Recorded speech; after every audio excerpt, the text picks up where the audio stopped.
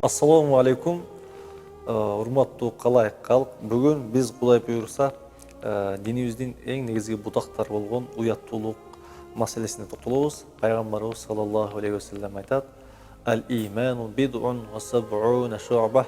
Имандын 70тен ашык бутагы бар. Фа'алаха ла илаха илляллах. Ошол имандын эң туу чокусу бул ла илаха илляллах Мухаммад Расулуллах иман келтирүү.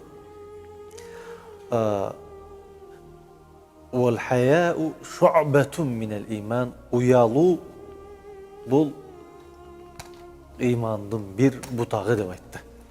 Фа аднаха имандын эң төмөнү имататул аза анит тарик, адамга зыян берип кое турган нерсени жолдон алып коюу деп айтты.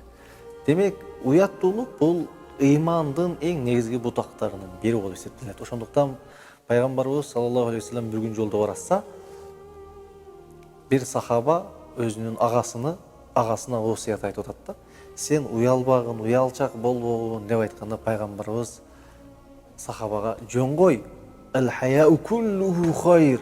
Антип айтпагын, анткени уяттуулуктун баары жакшы болот. Уяттуулук бул жакшы нерсе деп айтып кетти. Ошондуктан адамда уяттуулук кетсе, ыйман кетет. Ыйман менен уяттуулук бул ушул эжесиңди сыяктуу, бир сууган сыяктуу, эгерде бирөөсү кетсе, экинчиси ошо кетет. Пайгамбарыбыз саллаллаху алейхи вассалам айтат: